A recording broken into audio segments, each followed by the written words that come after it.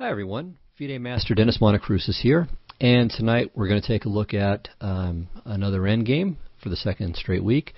This one is, of course, an opposite-colored bishop ending.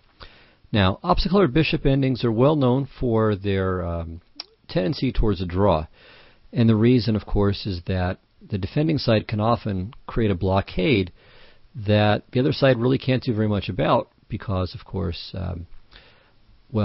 let's say a king is blockading a passed pawn in an opposite-colored bishop ending. Obviously, the opponent's, the strong side's king can't remove the king. That's against the rules of chess. And as long as the blockade is on a square opposite the color of the other guy's bishop, there's nothing that can be done by that piece either to remove it. So there's a very great likelihood, relatively speaking, of a draw in such endgames. I would say that if you're going to be down material in any kind of minor piece ending, you should choose an opposite-color bishop ending as the first choice. So it's a lot easier to hold when you're down in that kind of endgame than in any other. But that doesn't, of course, mean that all such endings are drawn. So take a look at this one. This was played in a correspondence game earlier this year. A friend of mine was black here. And anyway, before we discuss what actually happened and what the result should be, see if you can figure out what white's move ought to do here. So is the position a win? Is it a draw? And in any case, whatever it is, how should white try to make the most out of what he's got in the position? So stop the recording, do your best, and then we'll compare notes and draw some conclusions.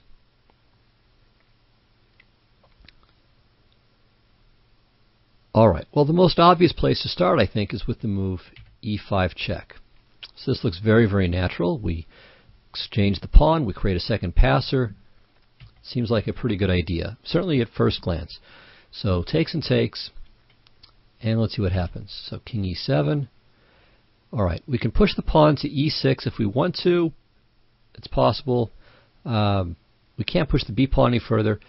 Ultimately, the standard winning procedure here, when in a position where there is a win, is for white's king to go towards the pawn that black isn't defending.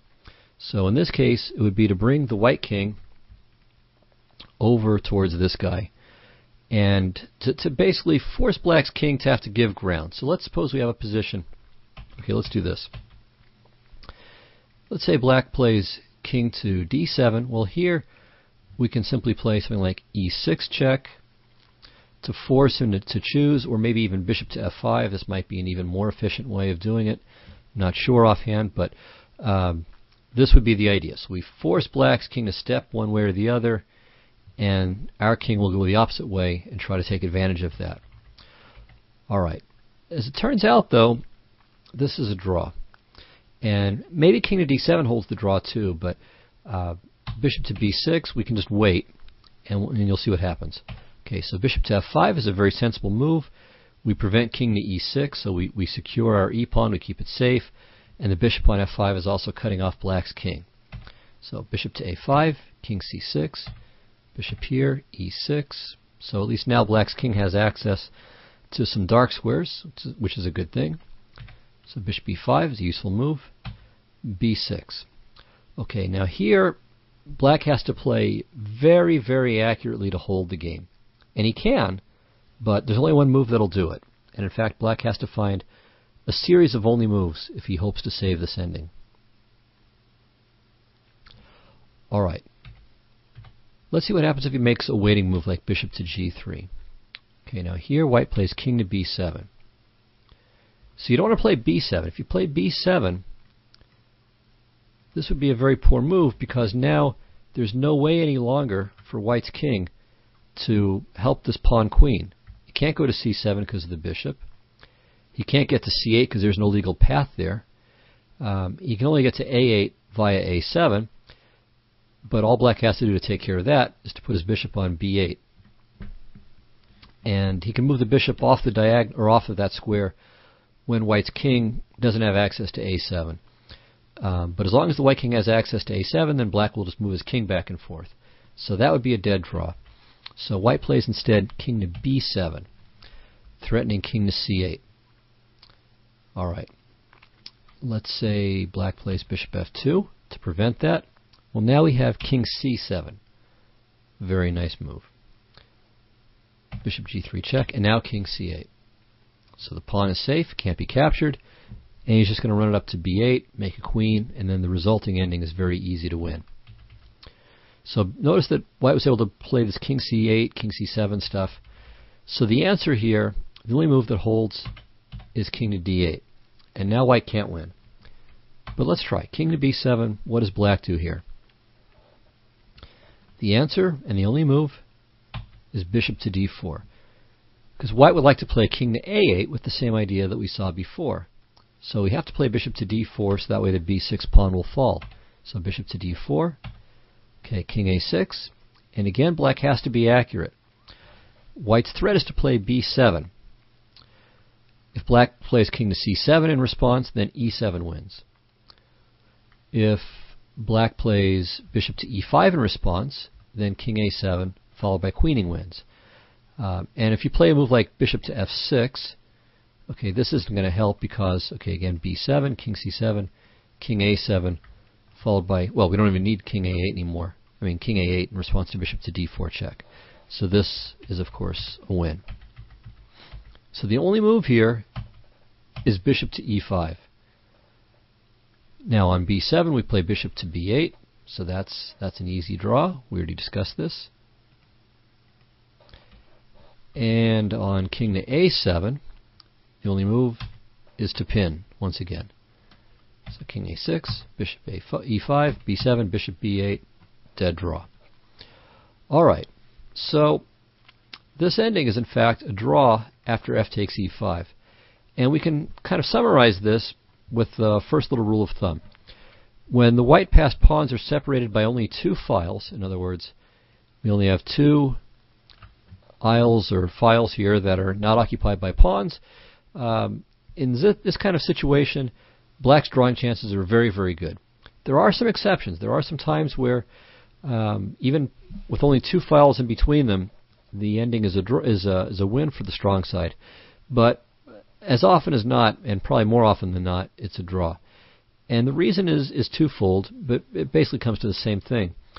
White's king is lacking a bit of room to maneuver, while black's king can often shift back and forth and help to fight against both passed pawns.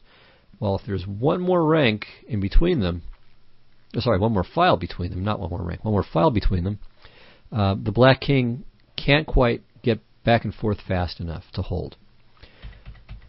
So what this means then is that if White's going to have to try to win, he really needs to make a passed f-pawn instead.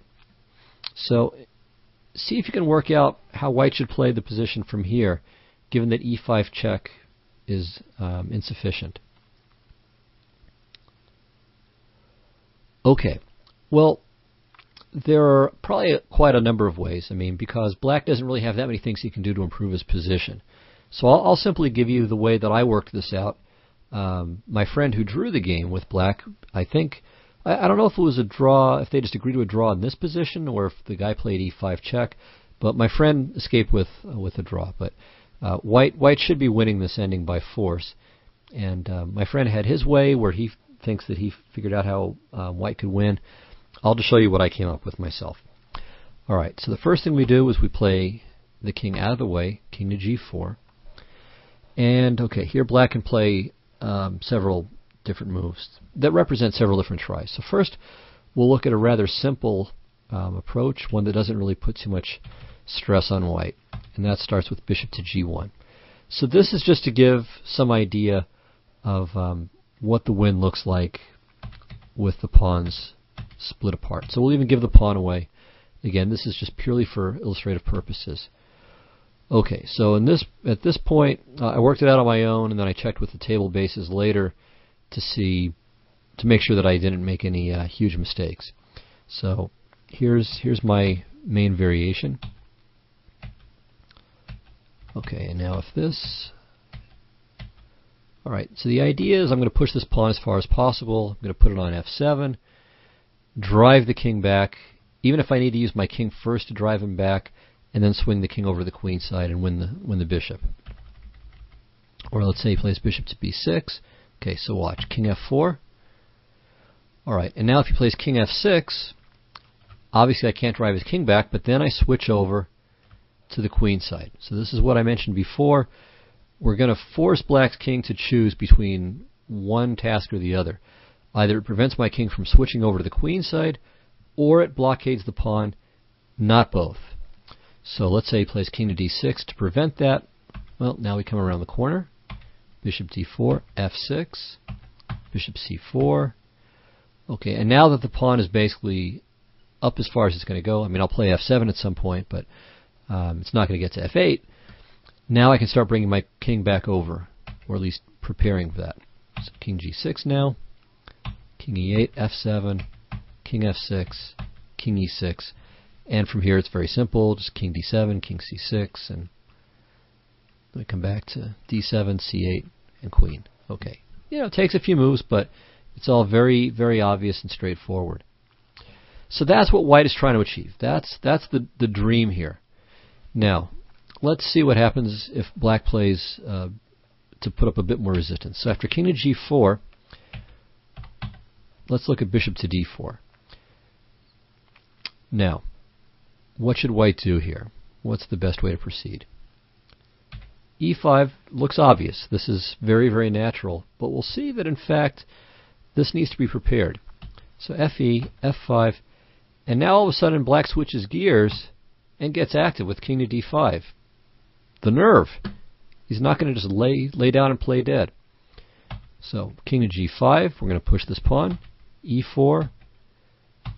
And now black goes back. See, the key thing is black pushed his pawn, and he's going to put it on e3. And once that happens, the white bishop is really severely constrained. It obviously has far less room to maneuver, and also, remember, the bishop is going to have to do two functions sometimes. Sometimes it's going to have to protect a pawn while simultaneously stopping black's passer. And so you'll have these positions where, let's take a quick look here. So f6, king e6, here, king g3, g6, e3. Okay, so now we have to figure out what black is trying to do. This pawn on f7 can be defended by the bishop, but it's not on the same diagonal as this. So we have one diagonal here, and we have a second diagonal here, and white's bishop is tasked with taking care of both diagonals at the same time. All right, so this is a problem. So watch what black does. So of course, and let's compare that. So this requires two diagonals. This pawn, everything can be done on the same diagonal. So the bishop from anywhere, c4, d3, e2, f1, it can stop black's passed pawn and protect the b pawn all at the same time. So there's no sense in white trying to exchange his pawn, his e pawn, for the b pawn, because it can't be done. He can trade the e pawn for the f pawn. So that's what black is going to do. He's going to bring his king over to the f pawn, use his bishop to guard the other pawn, and then once white's king leaves the f pawn, we play e2, we make the swap, dead draw. So king e7, b6. Okay, now, of course, we don't take king g7 and white queens, but bishop to e5, king f8, and now it's a draw. So king f5, bishop h2. Okay, black is now threatening to play e2. So the only way that white can stop that is with king e6. Well, or protecting the f-pawn with the king. But now black just waits for white to do something. Bishop g3, king d7, e2. There it is. Draw. So, black was able to get the draw by doing two things. First, pushing the pawn as far as possible, because once it got to e3, it meant that white's bishop had to stay on a diagonal that covered the e2 square. It no longer had really much freedom of movement at all. The second thing black did was to bring his king to the pawn that could not be defended on the same diagonal as the pawn, the black's passer. So it forced white's bishop into an overload situation. All right. So e5 check here is premature. So what should white do instead? Well, a move like king to h5 makes good sense. So we're going to drive black's king back first so that he's unable to support his e-pawn, so that the e-pawn won't be as far advanced, and that means that white will have much more time to operate without having to worry about defending this pawn at the last moment. So, a couple of possibilities for black here. Let's say he tries to stay active with his king to c5. Well, king to g6, say bishop c3, king f7, bishop e2, king e6, and alright, again, a couple of options for black here. If he just keeps waiting with bishop to c3, now we're ready. e5 takes. Maybe white can even play f takes e5 here, but f5 is quite simple. And now, after king to d4, white just wins with pure tactics. b6, and now f6, and white wins the race here. And this would be a win for white in any case, but it's made especially easy thanks to queen to b4 followed by queen to e1. Okay, so that was king e6, bishop c3. If king to b6 instead, okay, same idea, e5, f5, and okay, now of course we don't take the pawn. That would be terrible.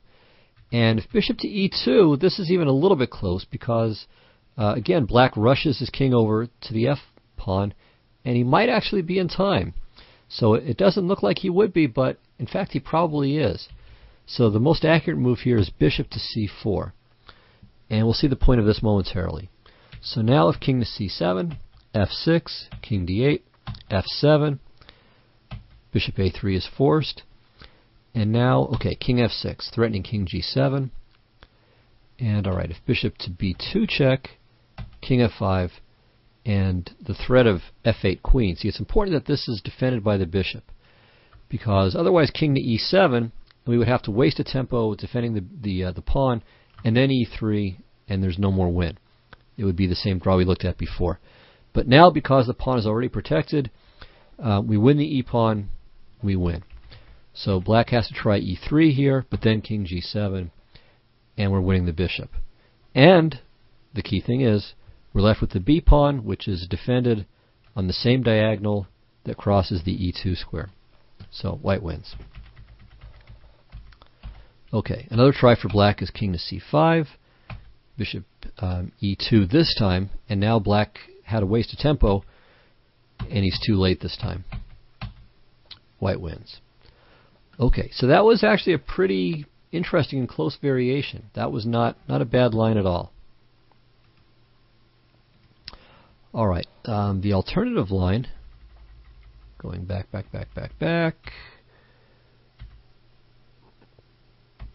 Let's see. Yeah, to here. Okay, if he tries instead bishop to e3, this one is simpler. e5 check, f5, and now the attempt to counterattack with king to d5 is again too late, thanks to simple tactics. f7, and now we can just take this. So we draw the king too far away, and b6, and black's bishop is overloaded. So that should give some idea of how to win there, certainly. Okay, so now we've looked at, let's say, bishop to g1, and basically what happens if black rolls over and plays dead. Well, he dies. If he plays bishop to d4, we saw it was a lot more interesting, and we had to be careful about black getting counterplay. So finally, let's try king to e7. And here, the black king is simply going to perch in front of the f-pawn from the very beginning. And we already saw that this is going to be black's main strategy anyway. If white's going to sacrifice this pawn and give black a passed e-pawn, he might as well put his king where it's straight away in front of white's f-pawn and try to defend like that. So let's see what happens. So e5, okay, of course bishop to g1 is just silly. Then we get our easy win here. King swings over to the queen side. We've looked at this before. So black should of course accept it. So takes, f5, and now for instance, say the move bishop to d4. Now here, once again, I think we have to be accurate. So white has two plans that he can choose from here. He can play king to g5 and try to move up the board over there, or he can play king to f3 and head towards the queen side and try to split the difference there. So take a moment and see if you can figure out which plan which plan white ought to choose. I believe that one is a draw and the other one wins. So it actually is quite important. Okay, well, let's look at the plan of playing king f3 and trying to bring the king over to the queen side. So king to d6, trying to prevent this. King e4. And now black has, I think, 3 possible ways to continue. So one way is just to waste time with the bishop, assuming the king is on its best square. Because black's king can go either way. It can help with the f-pawn, it can help with the b-pawn, and it protects the e-pawn. So let's say black just plays something like bishop to c5. But here I think white plays bishop to c4 and is now ready to play f6 and f7. And I believe this time, or in this position, it'll be a fairly easy win for white. So that's not the way to go. A second try might be king to c5, so activating the king and hitting the b-pawn. But again, that's not really the most important pawn here. So f6, king d6, king f5, and now, okay, bishop to e4 is good. We'll freeze this pawn in place. Bishop c6, so we'll drive the king back, and we just win the pawn and the game. So far it looks so good. But black has a great resource here. Bishop to f2. Okay, well, it may not be immediately obvious why this is such a great resource, but bear with me and you'll see. Now, white would like to play f6 here, but that would just lose the pawn. So if f6, king e6, goodbye pawn, dead draw. So bishop c4 first. And we've discussed this idea before too, but now black has bishop h4. And I'm not sure what white does. So we'd like to play b6, but then there's king c6. So we try bishop to d5, but now bishop to d8. And I looked for ways to try to maybe put black in Zugzwang here, and I couldn't figure out any way to do it. So here's what I looked at. Maybe you'll find something better. So I tried bishop to b7. The idea was to play like bishop b7, bishop a8, and then bring the bishop back to d5 and make it black's move there, but this doesn't get anywhere. So here, bishop f6, say bishop e8, and now we just play bishop to g7 and wait. And this is getting nowhere. And white's king doesn't really have time to go running around because, again, the e-pawn will start to move. So that was a dead end. I tried this and bringing the king around, but it looks like the king is just a rock of Gibraltar on f6. And the only thing that black has to make sure he does is, in this position, play king f7, not letting white's king swing around the corner. And there's no way to win here. Now you might think, well, why don't we prepare this with bishop to d5? But if you play bishop to d5, you're dropping the f-pawn. So maybe you could try bringing the bishop to e6 and doing that, but then black's e-pawn starts to run. So that doesn't work either. Okay, so then finally my third try was bishop c6, but this doesn't do anything really either. And here comes the pawn. And black is fine. So the upshot of my analysis then is that king to f3 is only a draw. And in some way it's only fair. I mean, because again, the right way for white to handle these positions is to push the pawns as far as possible before doing the king swing through the center. So king g5 is just in principle the right move.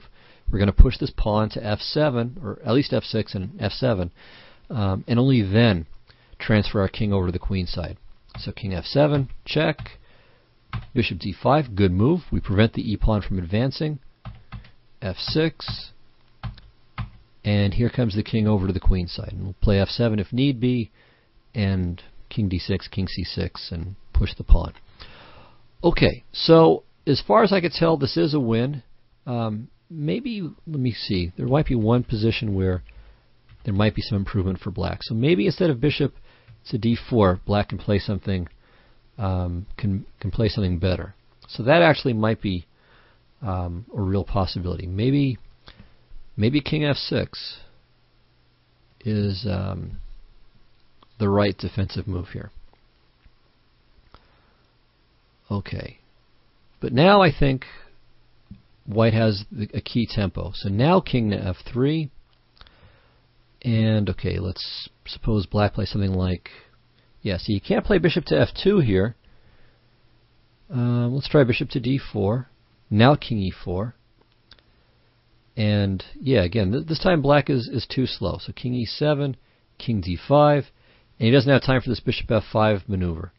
So again, we see that by stretching the black king too thin, we can win.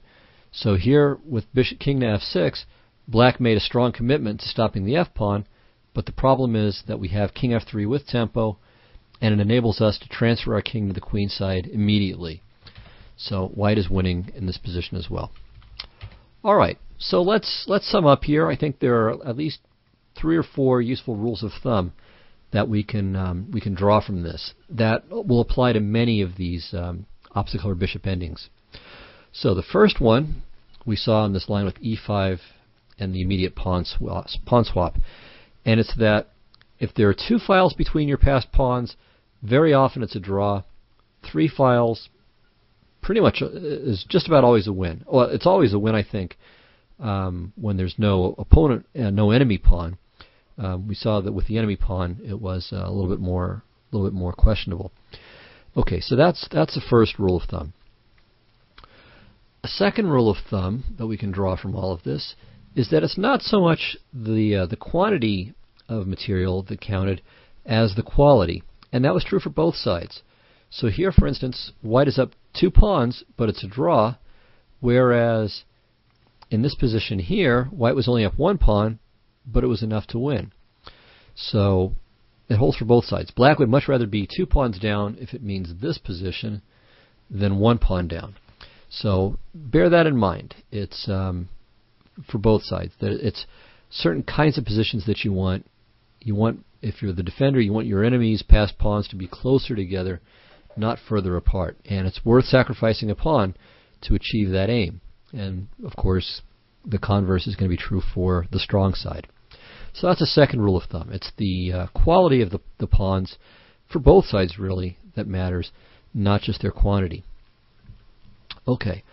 A third rule that we can draw from this is what we saw in terms of how white had to play to win, which was to advance the pawns as far as possible first, and then use those pawns as a kind of an overload for the defending king. So the defending king often has to try to prevent his counterpart from switching from one pawn to the other, but of course that king also has to worry about defending against one of the passed pawns or the other. So when you're trying to win this, push your pawns as far as you possibly can safely to eliminate the opponent's defensive resources.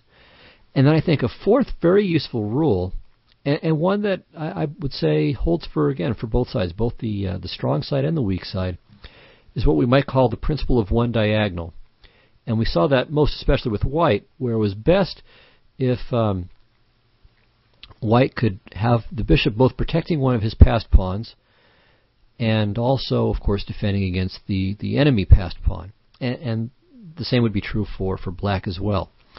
So bear that in mind. And that was important defensively, too, that black was able to choose and make it very difficult in some variations, and even a draw in some variations, was able to draw by using his bishop to stop the pawn that would, well, okay, it's a little bit complicated. Trying to think of a way to put it in a pithy fashion. All right, black wants to use his bishop. Let's go back to this kind of position here. Right, black wants this bishop to stop this pawn over here, the b pawn, and have his king deal with this guy. And the reason, as we saw, is that if white's king comes running over to the queen side to push the b pawn, then the black pawn can sacrifice itself because white's bishop, at least once the pawn gets to e3, not from e5, but once it's on e3, it can't cover the e2 square and the f5 square. So that one diagonal principle is very useful. And you can see if black's pawn is back on e5, the one diagonal principle applies for both pawns. So white's bishop is able to defend both pawns while simultaneously stopping black's e pawn. Okay, so I hope that these 4 lessons and what we saw in the actual variations proves helpful and gives you some guidance when you reach obstacle or bishop endings in your own games. So of course they can be quite complicated, and it's obviously very unlikely that you'll reach this exact position. But the principles that we discussed here, I think, are quite useful in a great many obstacle or bishop endings. So hope you enjoyed it, and hope you certainly learned something too. And well, that'll do it. So I will see you all next week. Thanks a lot. Bye-bye.